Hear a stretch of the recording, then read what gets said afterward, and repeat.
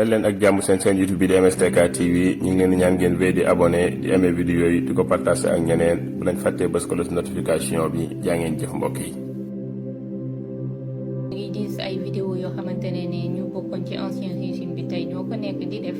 di ko génnee volontairement nekk États-Unis d'Amérique wala Émirats Arabes Unis wala yeneen i réew di xappi di dund di shopping di doxantu et tout mais ñu ñuy naagee mais ñu ñuy métital mais j'ai même envie de vous dire bu mu leen métti mais am ngeen droit sax mu métti leen man mii daf may métti mais peut-être xalaat biñ ci am wala approche biñ ci am moo dul benn parce que gis ko ba pare naan waa ñi def ba génn lu tax te ñu frontière yi et tout bi ñu voté dañoo voté ñu ne dañuy seppi loxo exécutif ci li nga xam ne moo di judiciaire bi dañuy seppi loxo président yi mu àndal ci doxalinu justice kon à partir de ce moment toog nga ne koo xamante ne ubbeeguñu information judiciaire ci lu ko concerné ne du génn réew mi loolu du yoon bu ñu waxantee dëgg rek beneen bi mooy ki leen jiite seen papa boobu noonu nga xam ne moom mooy kañe bu gën a mag bi moom ba fay ba muy dem bi sax décision yu mu jëli ay décision yoo xam ne baaxul ci Sénégal la loolu la def et pourtant bu mu defee passation de service dafa jubal direct dem aéroport génn réew mi xaaru sax ndox donc kooku noonu gis naa ñuy wax ne waaw dañ ko waroon a tëj dañ ko waroon jàpp mais doo jàpp nit ba pare di def enquête ñoom loolu lañ defoon loolu la ñuy bañ a def ñii état la ñu yore ñii ñoom ay citoyen wu Sénégal lañ jour bu ñu ubbee ay enquêtes yu leen concerné fu ñu mënti ne dañ leen di jëli kun koy bàyyi leen rek ba état soxla leen ci sama avis man du ma forcé kenn ndax sama xalaat wala sama gis-gis wala ni may defee parce que bëgguma kenn di ma ko imposer aussi en retour mais peut-être aussi juste parfois wax ci da ciy baax comme ça nit ku nekk am na raison nit ku nekk mën na xalaat boo ko waxee xëy na bu xamul woon même bu dee benn nit bu xamul woon tey sama vidéo bi xamal ko ne du noonu peut-être que dina dal te xam ne tôt ou tard ñu war a rendre ay comptes dinañ rendre ay comptes supposons ñuy toppee ex-président Macky Sall aux trahisons il faudrait que am lu ubbeeku ci wàllum justice ba pare ñu door a ne dañu koy woo pour mu ñëw wuy ji juge wala répondre ay questions wala dara mais doo ko jël nga def ko résidence surveillée affaire yooyu noonu mu gën a créer ay tensions ci biir réew mi te yow da nga ñëw nga ne da nga bëgg a jubóole Sénégalais yi yéenawul maanaam te Sénégalais am yeneen problème pouvoir d'achat bi am nañu problème yoo xamante ne socialement du jeex du xaaj foo laal day métti féppay métti nga bëgg créer beneen tension donc c'est pas pour justifier le fait que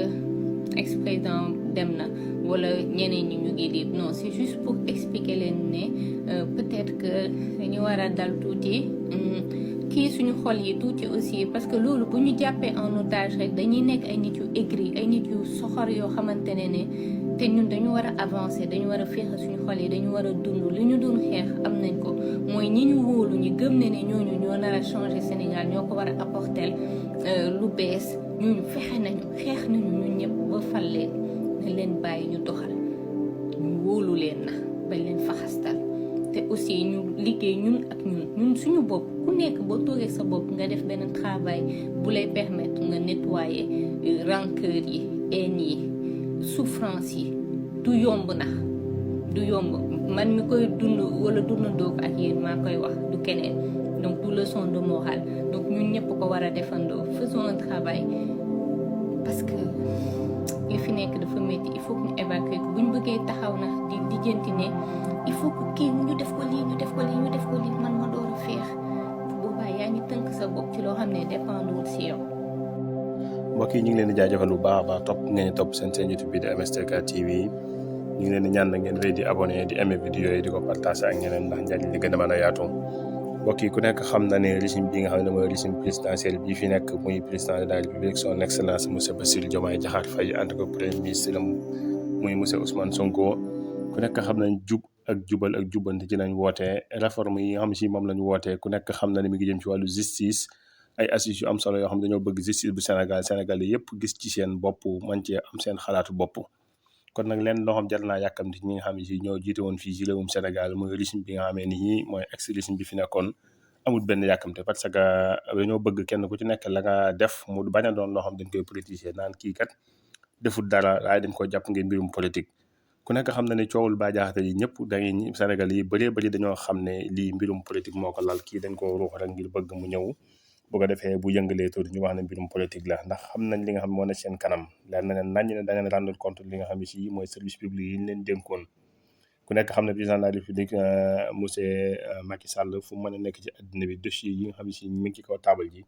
buñ ci instruire buñ ci tijji turam dana ci àgg, rawatina li nga xam mooy contrat yi nga xam mooy contrat minier yi.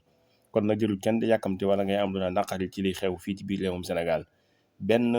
opposant boo xam ne si jóge na ci APR wala mu jóge fenn di wax dara bu leen ko faale, bàyyi leen ko, lu ko neex mën na ko wax fu leen neex mën nañoo tukki ci àddina bi. moo tax vidéo yi ngeen di gis ñu ne ci Amérique wala Dubaï wala feneen ak Canada ak fu mën a doon nañ leen bàyyi. mandat d'arrêt international fu ñu ko lancé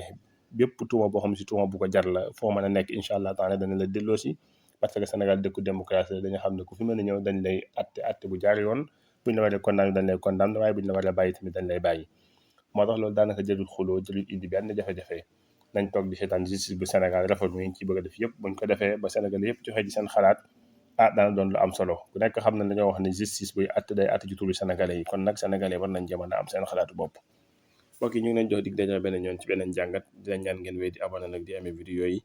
di ko partagé ak ñeneen. jaa ngeen jëf mbokk yi.